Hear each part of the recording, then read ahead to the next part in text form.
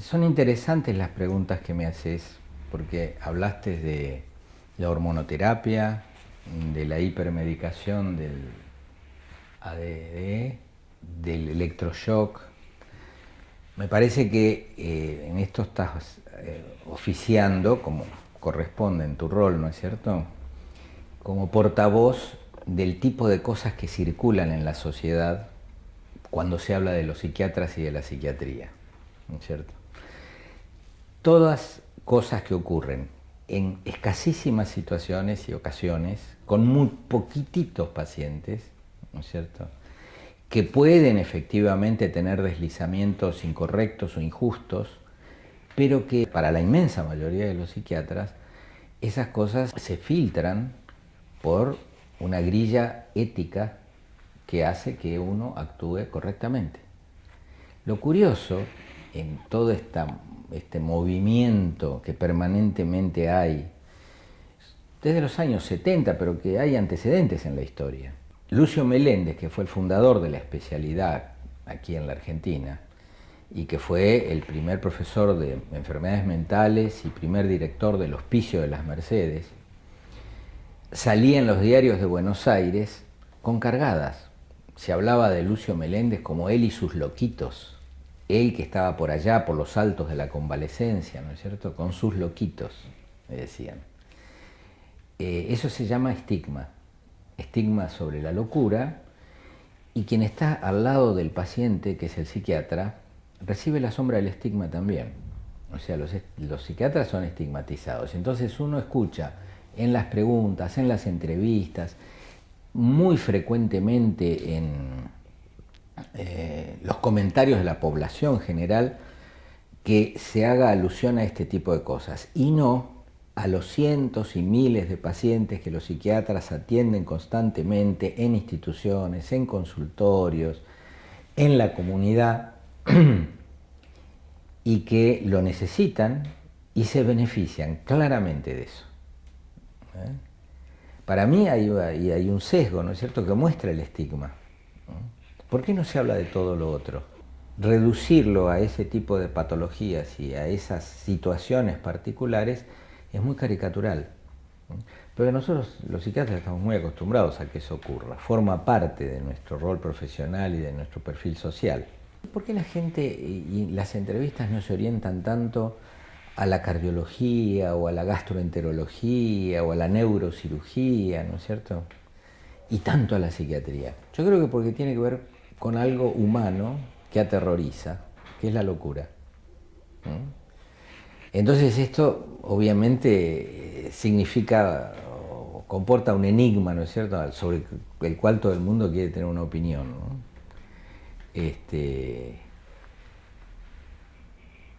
Creo que eso es el estigma sobre la locura, pero el estigma sobre la locura es la expresión del miedo a la locura.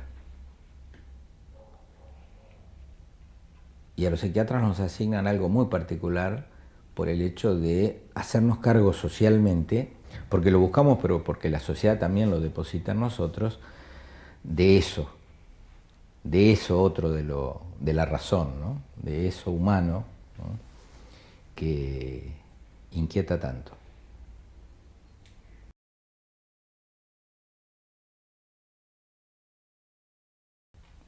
En todas las culturas hay una percepción de determinados comportamientos que son identificados en esa cultura como disruptivos o marginales o no típicos,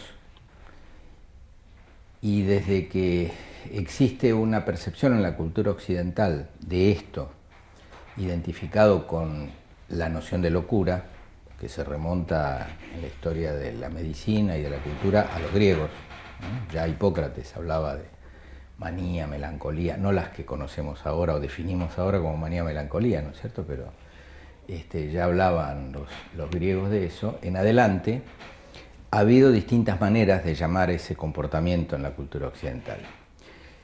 Comportamiento que, por otro lado, ha tenido cierta plasticidad, ¿no es cierto?, se ha manifestado de una manera o de otra. Estamos atravesando en este momento una presentación de ese tipo de comportamientos, que es el gran problema de definir lo normal y lo patológico.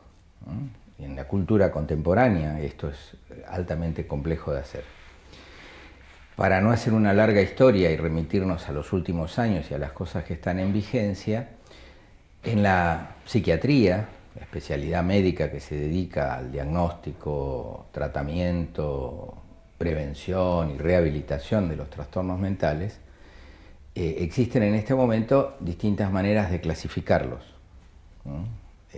Las clasificaciones en psiquiatría son lo que se llaman nosografías, y dentro de ellas en este momento lo que se utiliza más, aquello a lo cual hacen más referencia los especialistas, es a la clasificación internacional de enfermedades mentales, el capítulo 5, la clasificación internacional de enfermedades, el capítulo 5 es el que toca los trastornos mentales, o el Manual Diagnóstico y Estadístico de los Trastornos Mentales de la Sociedad Norteamericana de Psiquiatría. Son los dos que están más en boga, pero hay otras maneras también de ubicar estas nosografías que tienen ciertas diferencias con ellos. Particularmente me refiero a la clasificación francesa de trastornos mentales y también a la Guía Latinoamericana de Diagnóstico Psiquiátrico. O sea que son todos manuales que tratan de hacer una clasificación de las formas de locura. Hay unos que son muy utilizados, depende de las regiones. Y por supuesto está también el planteo que hace o que hizo en su momento y que sigue vigente, ¿no es cierto?, el psicoanálisis, que apunta más a un diagnóstico de tipo estructural, en donde la nosografía es binaria, estructura psicótica, estructura neurótica, ¿no es cierto?, con las consideraciones que se puedan hacer sobre las perversiones, las psicopatías, etc. Lo que es importante tener en cuenta es que esa nomenclatura o esas etiquetas que sirven para la investigación, para organizar grupos homogéneos de personas con esos diagnósticos a los fines de la investigación clínica, psicopatológica, farmacológica, son constructos, no son entidades naturales. No son la neumonía neumocóxica, digamos. Son constructos, recortes de comportamientos y por lo tanto también, de acuerdo a cómo se mire, desde qué perspectiva uno haga ese diagnóstico, entonces las nosografías van a hacer hincapié en una presentación, en otra, con un nombre, otro. Y entonces eso genera en nuestro campo una diversidad, ¿no es cierto?, que a veces es extremadamente complicada. Las nosografías estas que yo te digo que están en este momento en boga, tanto la CIE-10 como el DSM-4, sobre todo el ahora ya es el DSM-5, se basan en criterios explícitos, pretenden ser objetivas y ateóricas. Muchos no compartimos ese enfoque. Puede ser útil para estudios epidemiológicos, puede ser útil para cierta investigación, sobre todo la farmacológica, pero tenemos serias diferencias en la clínica con respecto a cómo la sociedad norteamericana clasifica los trastornos o síndromes mentales. Bueno, porque un comportamiento esté dentro de una clasificación determinada, no necesariamente hay una certificación de patología, ¿no? Como yo te decía, hay una percepción social de la anormalidad, ¿no es cierto?, que puede o no ser tomada y quedar plasmada en una nosografía, ¿no? Y también después está el uso de esas nosografías en la práctica concreta por parte de los profesionales y por parte también de la población, ¿no? El ADD, particularmente, cómo puede ser la depresión, cómo puede ser la ansiedad, son trastornos de orden dimensional. Es decir, que no están o no están, ¿no es cierto?, no se pueden definir como tal, sino que puede haber gradaciones y hacer que un comportamiento a partir de un cierto nivel, ¿no es cierto?, pase a poder ser considerado como patológico. Y en el caso del déficit de atención, el de hiperactividad con déficit de atención, el problema que muchos han criticado, ¿no es cierto?, es que cualquier niño turbulento o reactivo por distintos motivos, etcétera, puede entrar dentro de ese diagnóstico, depende de que subas o bajes la noción, ¿no es cierto?, de qué es normal y qué es patológico. Y entonces hacerse pasible de ser medicado, por ejemplo. Eso es un fenómeno que también se observa en la depresión y también se observa en los trastornos de ansiedad, ¿no? Y entonces es fácilmente que caer en una confusión, ¿no es cierto?, o en un error, en donde determinados comportamientos que pueden ser comprensibles como parte de la pena de vivir, pasen a ser entendidos por algún observador como patológicos y entonces a partir de ahí merecer tratamiento, sea psicoterapéutico o farmacológico, ¿no? Alrededor de esto hay muchas controversias en la psicología clínica, en la psiquiatría y en el psicoanálisis también. Creo que lo importante ahí es entender que el diagnóstico es un elemento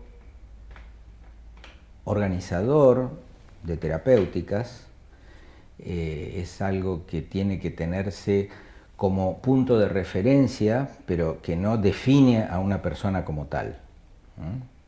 No se es un neurótico, no se es un esquizofrénico, ¿no es cierto? Se puede padecer de alguno de estos trastornos, ¿no es cierto?, pero no pueden utilizarse como identificatorios, ¿no es cierto?, de una persona en su totalidad.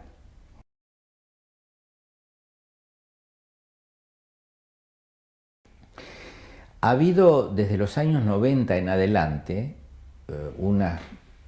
se le ha dado una importancia demasiado superlativa al tratamiento psicofarmacológico, ¿no?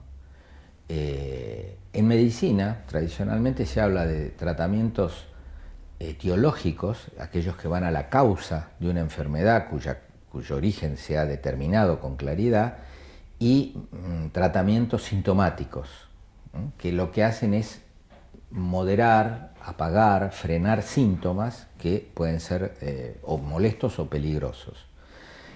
El psicofármaco no es una medicación etiológica, porque como yo decía, tanto psicosis como neurosis, como cualquier trastorno que aparece en la CI-11, ahora la clasificación internacional, o en el DSM-5, son constructos clínicos, basados a partir de agrupamientos sintomáticos que se han utilizado para definir un síndrome, un trastorno.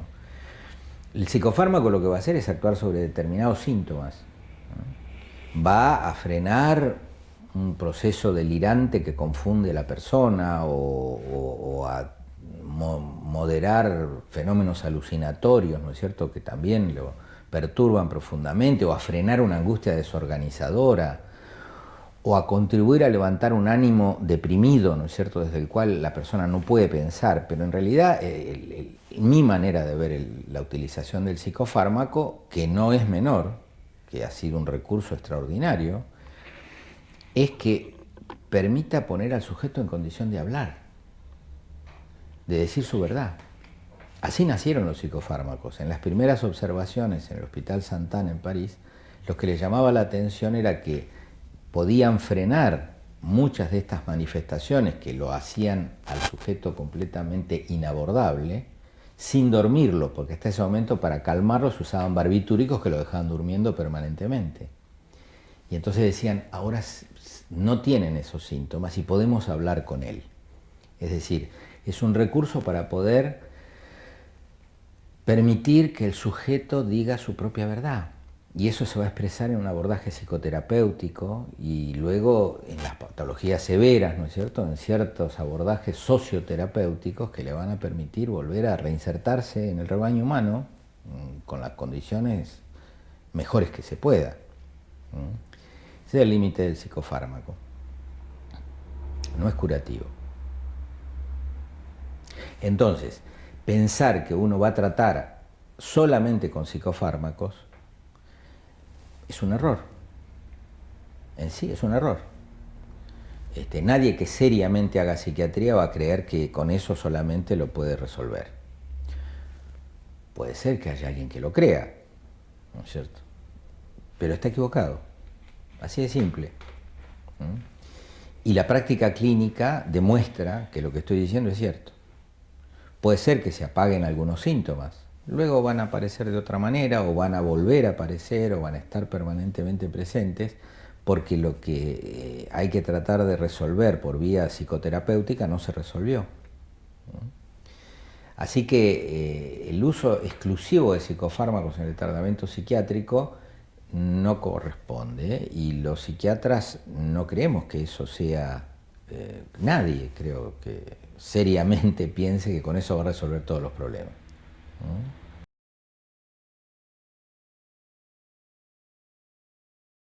La psiquiatría argentina, como en general la cultura argentina, ha tenido siempre una característica como de esponja, ¿no? De esponja cultural. Fue una de las escuelas señeras en el continente latinoamericano, ¿no? En donde primero se ensayaron y se desarrollaron, ¿no es cierto?, las técnicas psiquiátricas desde la segunda parte del siglo XIX.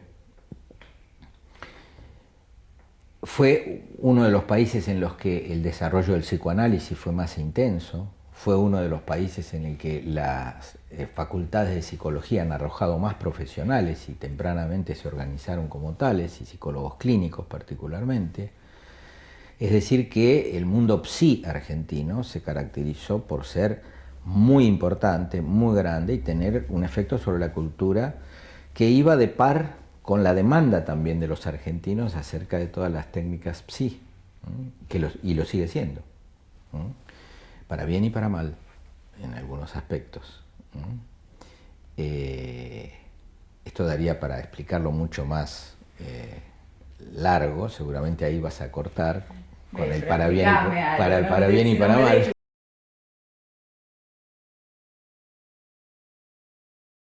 Sí, porque cuando uno tiene mucha experiencia clínica en la psiquiatría, y para volver al principio con el tema de las nosografías, realmente le parece que hay ciertas cosas en las cuales debe intervenir, ciertas formas de sufrimiento de las personas en las cuales debe intervenir, es solicitado para intervenir.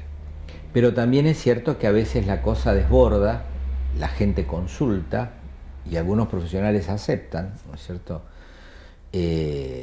instalar un tratamiento cuando en realidad ese tratamiento no es necesario. Me parece que el vivir comporta cierta pena. La angustia es parte de la vida. Los duelos son parte de la vida. Entonces, en todo caso, se pueden tener algunas entrevistas, algunos encuentros para superar un momento difícil, pero eso no es patológico, eso es normal.